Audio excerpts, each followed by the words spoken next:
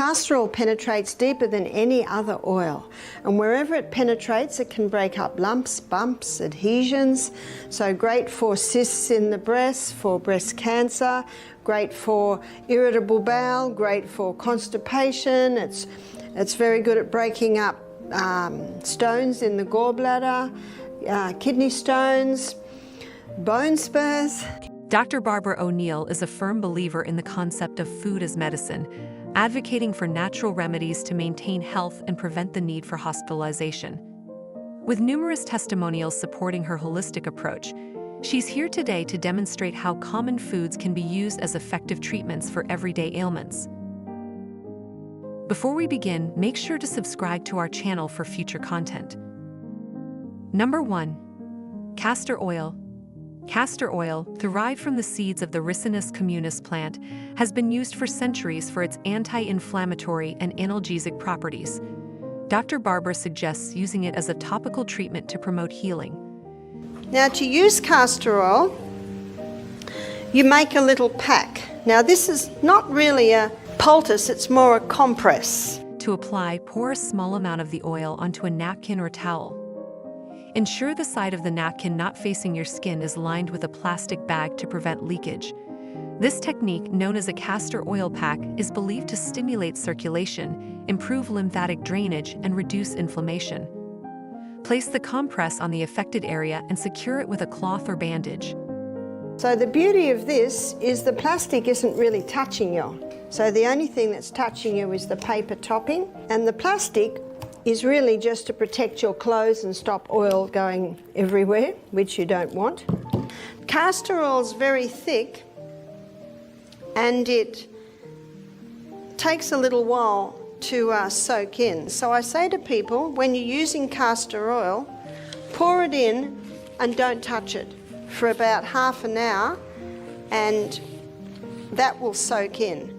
Now that's a really good area to put on the abdomen.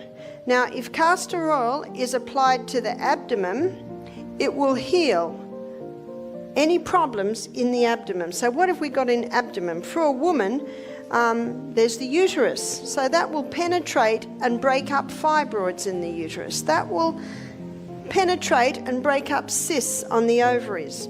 That will penetrate and soften the colon if the person has constipation. That will penetrate into the colon and heal the colon if the person has bad diarrhea. The castor oil will go in and it will penetrate very, very deep, and it causes a cleansing and a healing in that area. Regular use may help alleviate conditions such as joint pain, muscle soreness, and even digestive issues. Number 2. Potato.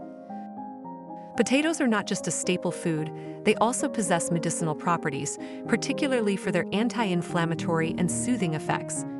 The humble potato contains compounds like catecholase, which can help reduce swelling and irritation. Now the potato is a drawer, but the potato is very gentle. There are areas in the body you would not put onion, and you would not put ginger, and you would not put garlic, but the gentle potato.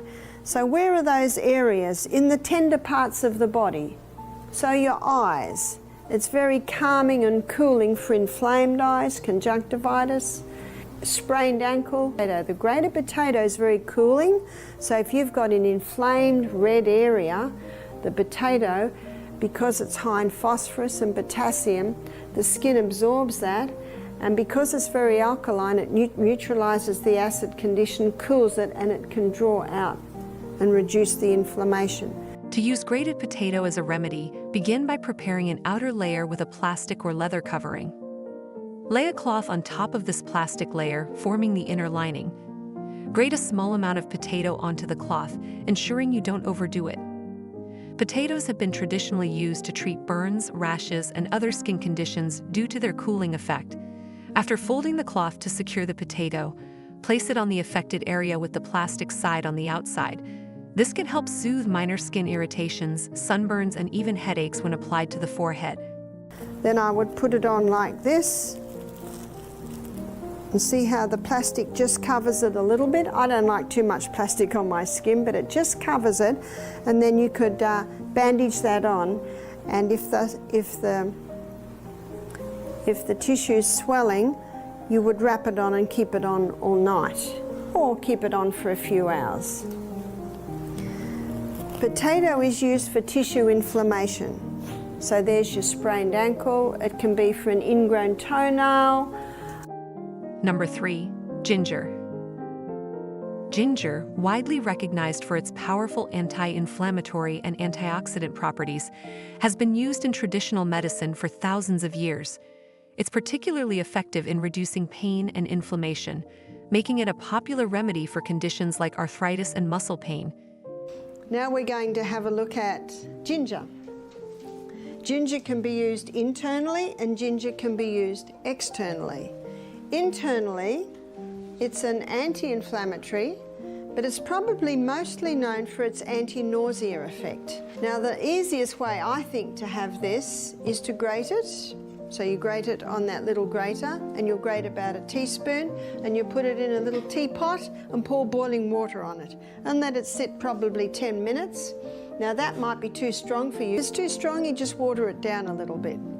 If someone's very cold, maybe they've been caught out in the cold or something and it's very hard to warm them up, give them a cup of hot ginger tea and it will warm them up very nicely. So it can be used for nausea, it can be used to warm a person if they're chilled or cold. And you saw too, it is one of the recipes in the flu bomb. Now we're going to look at what you can do with ginger externally. To use ginger externally, grate it finely and wrap the pieces in a light cloth or towel. Gingerols, the active compounds in ginger, can penetrate the skin and provide relief from pain and inflammation. Place this ginger wrap on a plastic bag, which will act as an outer covering. So if you apply this to the lower back, the heat relaxes the muscles, and yet the ginger is reducing the inflammation. Now if someone has an inflamed joint, say a wrist or an ankle or a knee or toes, we apply the ginger poultice maybe about 6 o'clock in the evening. And within half an hour, if there's inflammation in there, the skin gets very hot. And then the person has the choice when they're going to bed, is that heat all right? Because if it's too hot, they can just take it off. But if it feels good to them, they can go to sleep. But when people have gout or arthritis, the heat is usually very, very nice. And again, for a sore lower back, it's very nice. This method can be particularly beneficial for relieving joint pain, menstrual cramps, and muscle stiffness. Number 4, onion. And the first one I'm going to look at is the onion. And the cooked onion, in my knowledge, is used for 2 main reasons. One is for an earache. The other place that you can use a cooked onion is on a boil. Onions, rich in sulfur compounds and antioxidants, have a long history of use in traditional medicine. These compounds give onions their potent anti-inflammatory, antimicrobial, and immune-boosting properties. Now you either steam it or dry bake it, because if you boil it, some of the healing properties in the onion will go into the water. Dr. Barbara highlights several uses of onions for medicinal purposes. For ear infections, steam or lightly fry an onion. Cut it in half and squeeze the juice into a spoon. Let the juice cool slightly before pouring it into the affected ear. When it's soft, you cut it in half, and what you can do is you can squeeze it, squeeze some of the juice from the steamed onion. It'll be boiling, and when it hits the spoon, it'll cool a little, and then you can put that into the ear, and that can bring a bit of relief. And then you will put a little sheet of plastic over that, which will keep the warmth in, and then you could bandage it on the ear. As long as you can keep it warm, you can keep it there. If it starts to get cold, then the ear will ache. The onion will just reduce the inflammation to the point that the blood may take the pus away. But the raw onion is used often mostly for respiratory. Onions can also be used in their raw form to help with respiratory issues.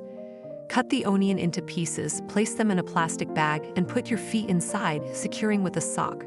The feet, with their numerous pores, allow the sulfur compounds in the onion to be absorbed, potentially aiding in detoxification and reducing symptoms of colds and flu. If you found this video informative, don't forget to like and subscribe to our channel. By doing so, you'll stay up to date with our latest content, offering more insights into natural health and wellness.